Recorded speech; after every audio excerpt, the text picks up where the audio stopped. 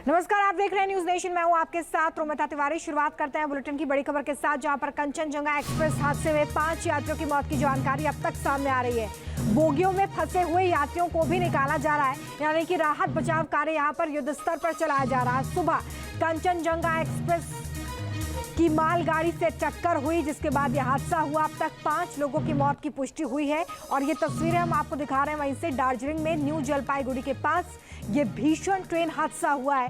टक्कर के बाद कंचनजंगा एक्सप्रेस की 2 बोगियां पटरी से नीचे उतर गई। हादसे में 25 से ज्यादा यात्री अभी जख्मी बताए जा रहे हैं और ऐसे में लगातार जो लोग बोगी में फंसे हुए हैं उन्हें भी निकालने का प्रयास यहां पर लगातार किया जा रहा है। प्रशासन की तमाम टीमें इस वक्त राहत बचाव कार्य में जुटी हुई हैं। हादसे के बाद इस वक्त लोग अपनों को खोजते हुए नजर आ रहे हैं और इसलिए तमाम जगहों पर हेल्प डेस्क भी बनाए गए हैं। इस वक्त की बड़ी और अहम जानकारी आपको दे रहे हैं, जहां पर मालगाड़ी ने कंचनजंगा एक्सप्रेस को पीछे से टक्कर मार दी है, जिसके बाद कंचनजंगा के 3 डिब्बे पटरी से उतर गए, यानी कि बेपटरी हो गए। और आप देखिए कि किस तरीके से टक्कर के बाद ये डिब्बे एक के ऊपर एक चढ़ गए। स्थानीय पुलिस के मुताबिक 5 लोगों की मौत अब तक हुई है। रेस्क्यू लगातार जारी है ताकि बोगी में फंसे हुए और लोगों को निकाला जा सके। गंभीर है। ये आप देख रहे हैं कंचनजंगा एक्सप्रेस है। ये पीछे यहाँ पे खड़ा था और पीछे से एक मालगाड़ी आके उसको ठोक दिया।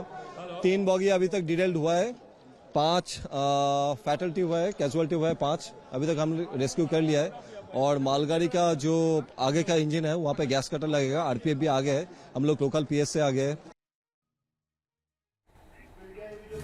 इसी खबर पर ज्यादा जानकारी के साथ तापस हमारे सहयोगी जुड़ गए। तापस, इस वक्त क्या अपडेट मिल पा रहा है? जी, अपडेट ये है कि 5 लोगों की मृत्यु कंफर्म की गई है और तकरीबन 30 से अधिक लोग इस समय घायल बताए जा रहे हैं, जिन्हें रेस्क्यू किया गया है। उन्हें पास के मदरसा में मेकशिफ्ट कैंप बनाया गया, वहाँ ले जाया गया है। वहाँ पे उनकी ट्रीटमेंट चल रही है और यहाँ इस समय जो डीएमजी की टीम है वो पहुँच चुकी है। गैस कटर के द्वारा जो बोगी मालगाड़ी के इंजन के ऊपर चढ़ गई थी उसे काटने की कोशिश इस समय की जा रही है। कुछ शव वहाँ पर पड़े हुए, उन्हें भी रिट्रीव करने की कोशिश की जा रही है, लेकिन एग्जैक्ट जानमाल का क्या नुकसान है, कितने लोगों की मौत हुई है और यह खासकर इन 2 बोगी, जो 3 बोगियों में 2 बोगी ऐसे हैं जहां सबसे ज़्यादा हाई इम्पैक्ट हुआ था, उन बोगियों से लोगों को अभी भी पूरे तौर पर बाहर नहीं निकाला जा सका है। तो अंदर लोग फंसे हुए हैं, उन्हें निकालने की कोशिश इस समय की जा रही है, लेकिन क्या अंदर फंसे लोगों में से किसी की मृत्यु हुई है इस बारे में अभी भी कोई पुष्टि रेलवे की ओर से नहीं की गई है। लेकिन वॉर फुटिंग पर इस समय जो उद्धार कार्य है वो इस समय अंजाम दिया जा रहा है। ठीक है तापस, इस वक्त जानकारी दे रहे हैं कि लगातार जो 3 डिब्बे हैं उस पर छानबीन की जा रही है। सैयद आमिर भी हमारे साथ जुड़ गए हैं। देखिए सैयद, ये रेल हादसा अपने आप में कई सवाल तो पैदा करता है, लेकिन बड़ा सवाल ये बना हुआ है कि आखिर उस वक्त क्या सिचुएशन रही होगी कि कंचनजंगा एक्सप्रेस को पीछे से मालगाड़ी ने टक्कर मार दी। क्या यहाँ पर कोई मिसकम्युनिकेशन हुआ होगा?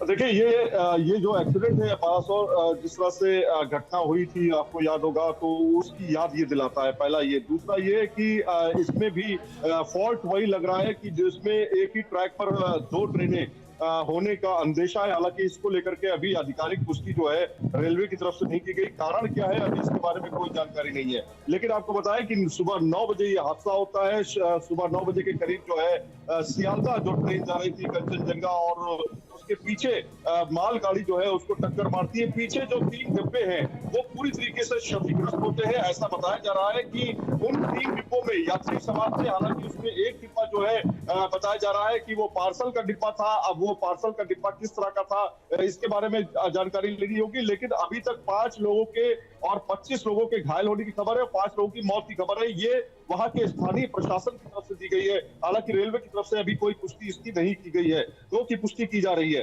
दूसरा ये आपको बताएं कि इसमें फॉल्ट क्या है। फॉल्ट यही है कि जो आपको याद होगा एक रेल हादसा हुआ था जिसमें कम्युनिकेशन गैप था और जो ट्रेनें थी उनके मूवमेंट को लेकर के गैप आया था। मतलब उसमें जानकारी जो थी दी गई थी वो गलत तरीके से दी गई थी। तो क्या इसमें भी यही फॉल्ट हुआ है, ये अभी जांच का विषय है। लेकिन अभी लगातार राहत बचाव कार्य जो है जो जारी है। और आपको बताएं कि ये हादसा जो है वो रंगापानी और निजबाड़ी और रंगापानी जो ठीक है। तो यहाँ पर सैयद आमिर बालासोर रेल हादसे का जिक्र करते हुए यही कहते नजर आ रहे हैं कि शायद इसमें भी यही आशंका हो कि यहाँ पर कोई मिसकम्युनिकेशन हुआ है। तापस हमारे साथ लगातार बने हुए हैं।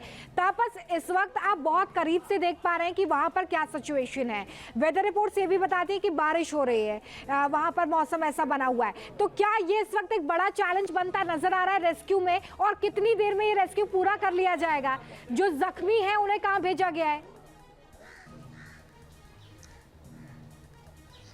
जी देखिए, बारिश एक बहुत बड़ी चुनौती है, क्योंकि पिछले कुछ दिनों से उत्तर बंगाल में काफ़ी ज़्यादा बारिश हो रही है। इस बारिश के बीच इस तरह का रेस्क्यू ऑपरेशन चलाना काफ़ी ज़्यादा चुनौतीपूर्ण है इस समय। और जो बताया जा रहा है कि जो लोग घायल हैं उन्हें जिन्हें रिट्रीव किया गया, तकरीबन 30 लोगों के आसपास, उन्हें वहाँ से रिट्रीव करके पास में एक मदरसा को रिलीफ कैंप के तौर पर सेटअप किया गया है। और उस रिलीफ कैंप में उन्हें ले जाकर उनकी प्राथमिक जो चिकित्सा है वो की जा रही है। और जिनकी भी चोटें काफ़ी ज़्यादा मानी जा रही है, उन्हें अस्पतालों में शिफ्ट किया जा रहा है। तो कुल मिलाकर जो स्थिति है काफ़ी चुनौतीपूर्ण है। गैस कटर पहुंच चुका है। और जो आमिर कह रहा था, जो मैं भी कह रहा था, कि पिछले साल जून के पहले हफ्ते में जिस तरीके से हमने देखा ओडिशा के बालासोर में जिस तरीके की घटना हुई थी, ठीक वही घटना कहीं ना कहीं दोहराया गया इस बार। ये तस्वीरें तापस उसी हादसे की याद दिलाती हैं जो पिछले साल जून में बालासोर हादसे में हुआ। एक ही जगह पर 3 ट्रेनें वहां पर टकरा गई थी।